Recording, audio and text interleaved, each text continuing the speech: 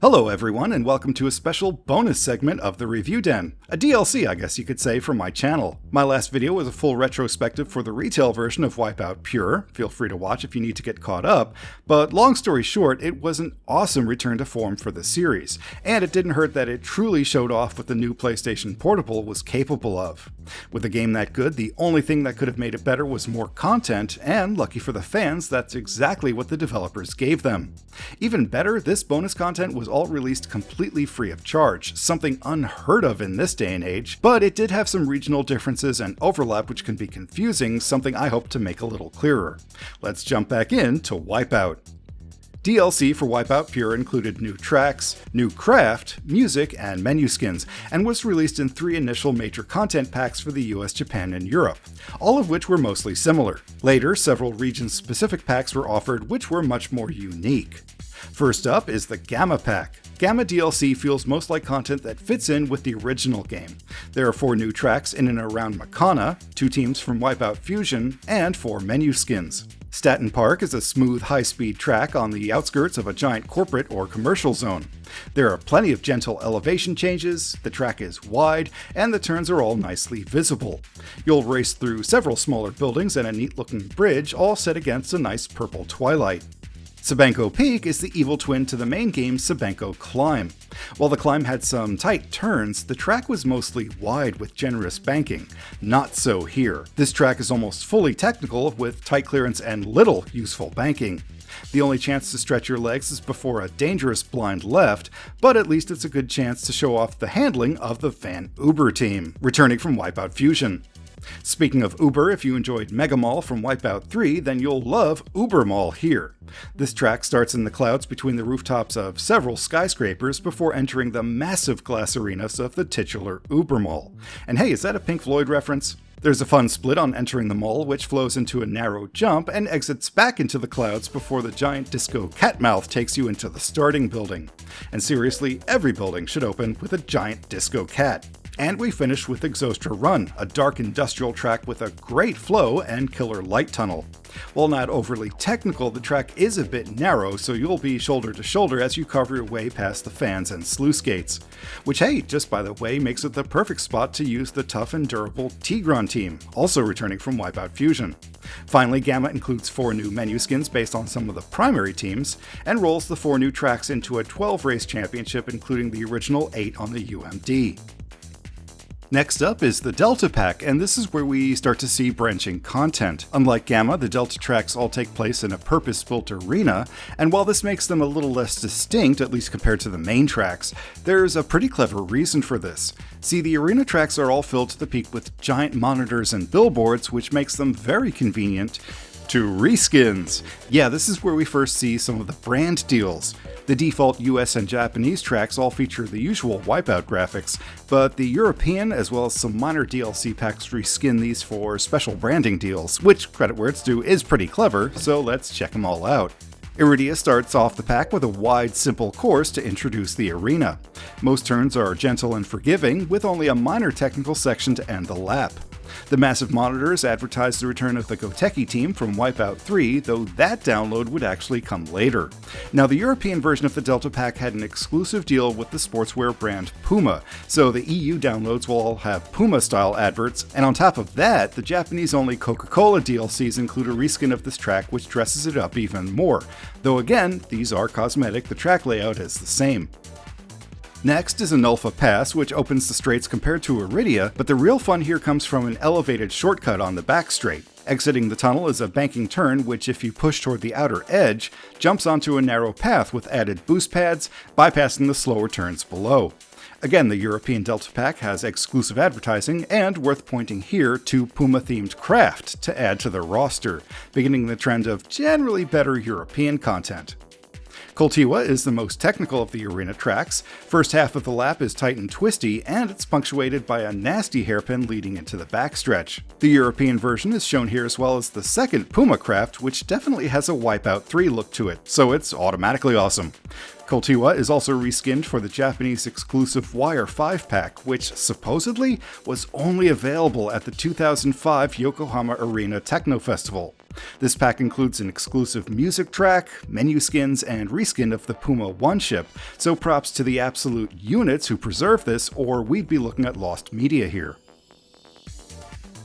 And lastly, we have Kara Descent, which returns to the shorter, wider style of Iridia, but includes a fun jumping descent split between two paths. You'll merge with opponents right before a tightening tunnel section, so watch your shields on early laps. European downloads get the Puma treatment, but also feature an additional reskin for the Sci-Fi channel of all things. The Sci-Fi pack includes the track as well as a menu skin, while Japan got another Coca-Cola redress, making Kara Descent the most palette swapped of the Delta tracks. 4 more menu skins round out the content for the Delta download.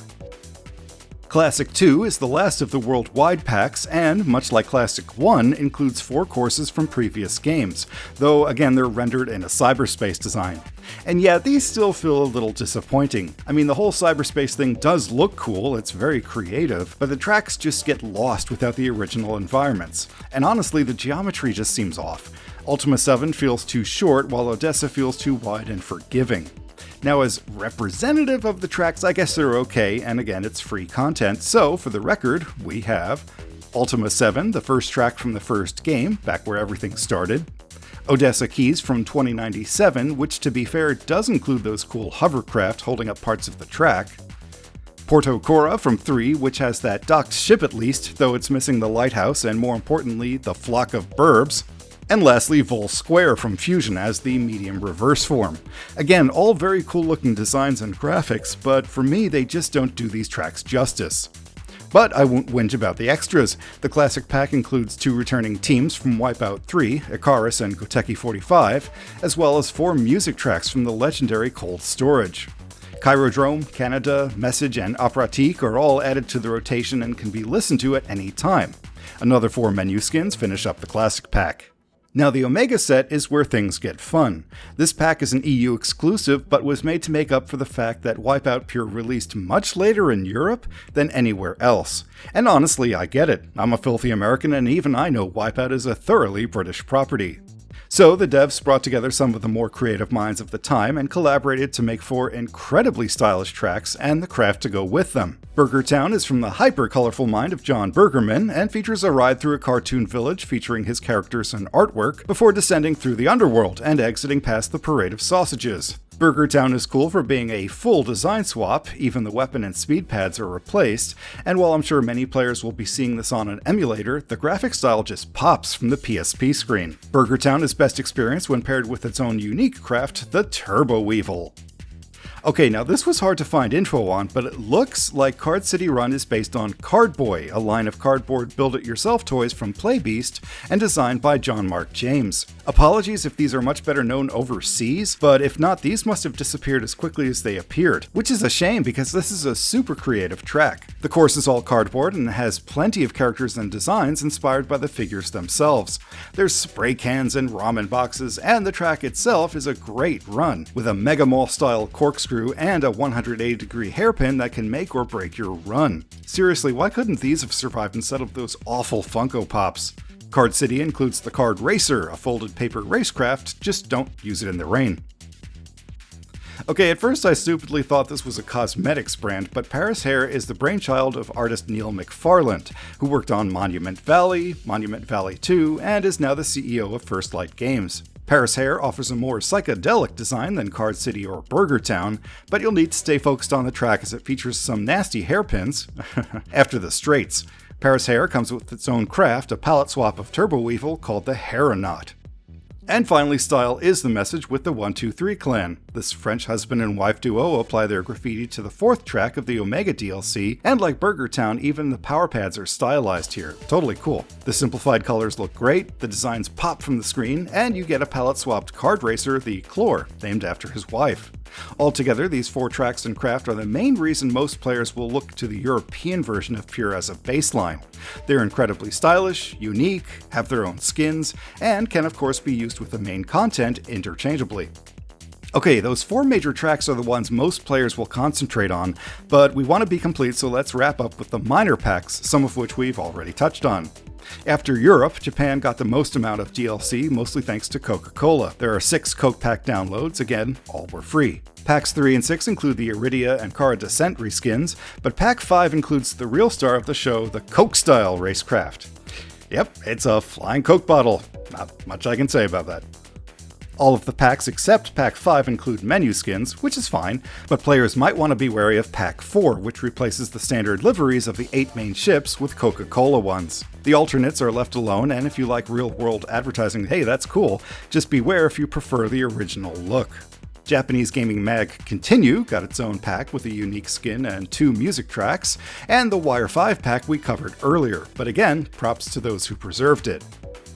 The US exclusives were a bit thin, but we did get 4 ships and the menu skins to go along with them. 2 reskins of a SOCOM craft celebrating Fireteam Bravo and US Navy SEALs were introduced, the Patriot and Guardian, and Jack and Daxter are represented with the Havenzoomer and Dextonator.